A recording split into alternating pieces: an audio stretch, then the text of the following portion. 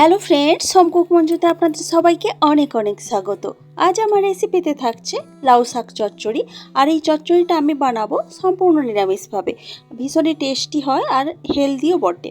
তো এই রেসিপিটি আজ কীভাবে বানাচ্ছি এখন আপনাদের সাথে এটা শেয়ার করছি। চলুন, এখানে একটা কড়াইতে আমি কিছুটা সরষের তেল দিচ্ছি। তেলটা যখন ভালোভাবে গরম হয়ে যাবে, তেলের মধ্যে আমি দিয়ে দিয়েছি বেশ কিছুটা মটর ডালের বড়ি। বড়িগুলোকে এখন লালচে লালচে করে ভেজে নেব।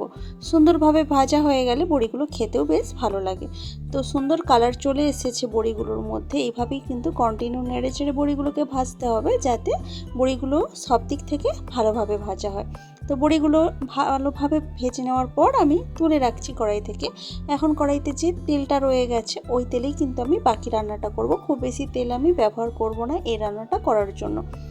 তো তেলের মধ্যে আমি এখন দিয়ে দিয়েছি ফোড়ন হিসেবে দিয়েছি শুকনো লঙ্কা আর কিছুটা পাঁচ ফোড়ন। এই চচ্চড়িটাতে পাঁচ ফোড়নের গন্ধটা ভীষণই ভালো লাগে। তো ফোড়নটা একটু ফুটে ওঠার পর এখানে আমি দিয়ে দিয়েছি টুকরো করে কেটে রাখা আলু। এখন আলুগুলোকে কিছুক্ষণ ভেজে নিচ্ছি এইভাবেই নেড়ে চেড়ে। তো কিছুটা ভেজে নেওয়ার পর এখন এখানে আমি দিয়ে দেবো ছোটো ছোটো করে টুকরো করে কেটে রাখা পটলগুলোকেও আলুর সাথেই ভালোভাবে ভেজে নিচ্ছি।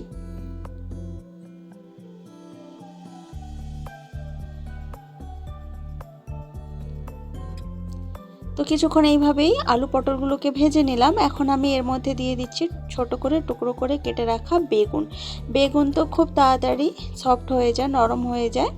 তো সেই জন্য বেগুনটাকে একটু পরে দিলাম।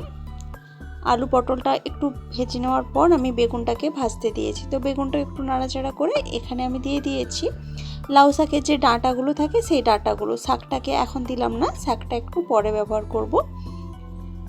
শাক তো খুব তাড়াতাড়ি রান্না হয়ে যায়, সেই জন্য শাকটাকে আলাদা করে কেটে রেখেছি। তো এখন সমস্ত সবজি এবং ডাঁটা খুব ভালোভাবে মিশিয়ে নিচ্ছি এবং খুব ভালোভাবে নেড়েচেড়ে কিন্তু ভালোভাবে ভেজে নিচ্ছি। একটু ভালোভাবে ভেজে নিলে চচ্চড়িটা খেতে ভীষণই টেস্টি হবে। তো বেশ কিছুক্ষণ এইভাবে ভেজে নেওয়ার পর এখন আমি এর মধ্যে দিয়ে দিলাম কিছুটা আদা বাটা, তার সাথে কিছুটা হলুদের গুঁড়ো, লঙ্কার গুঁড়ো, আর আমি এখানে দিয়ে দেবো অল্প একটু জিরের গুঁড়ো।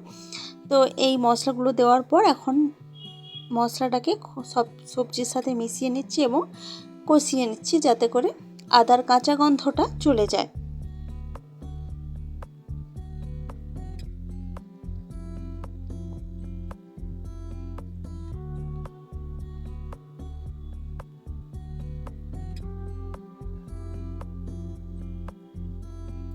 তো বেশ কিছুক্ষণ কষিয়ে নিলাম সব কিছু। এখন আমি এর মধ্যে দিয়ে দেব শাক, লাউয়ের শাক যেটা আলাদা করে কেটে রেখেছিলাম সেই শাকটা।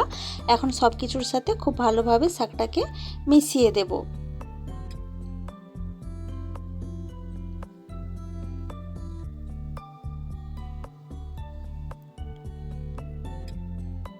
আর শাকটা মেশাতেই কিন্তু শাকটা অনেকটা মজে যাবে, কারণ এই শাক রান্না হতে খুব বেশি কিন্তু টাইম লাগে না।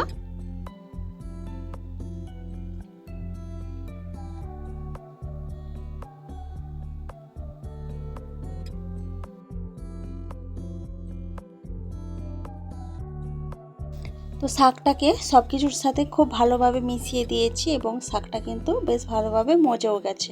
এখন আমি এর মধ্যে দিয়ে দিচ্ছি পরিমাণ মতো জল। সবজি ডাঁটা যেগুলো আছে ওগুলো সেদ্ধ হতে লাগবে, তো সেই জন্য কিছুটা জল এখানে আমি ব্যবহার করলাম। তো জলটা দেওয়ার পর আবারও সব কিছু খুব ভালোভাবে মিশিয়ে নিচ্ছি। এখন আমি এর মধ্যে দিয়ে দেব স্বাদ মতো নুন। এতক্ষণ কিন্তু আমি কোনো রকম নুন ব্যবহার করিনি। তো যতটা নুন প্রয়োজন এখনই কিন্তু একবারে দিয়ে দিচ্ছি। আর তার সাথে দিয়ে দিলাম আগে থেকে ভেজে রাখা মটর ডালের বড়িগুলো। তো বড়ি কিন্তু অনেকটা জল টেনে নেয়, সেই জন্য জলের পরিমাণটা একটু বুঝে দিতে হবে। তো বড়িটা দেওয়ার পর, নুনটা দেওয়ার পর সব কিছু আবারও খুব ভালোভাবে মিশিয়ে নিচ্ছি। ভালোভাবে মেশানো হয়ে গেলে এখন এটাকে আমি ঢাকা দিয়ে দেব প্রায় 4 থেকে 5 মিনিটের জন্য। আর গ্যাসের আঁচটা আমি মিডিয়ামে রেখেছিলাম। তো 4 থেকে 5 মিনিট মতো পর ঢাকা খুলে দিয়েছি।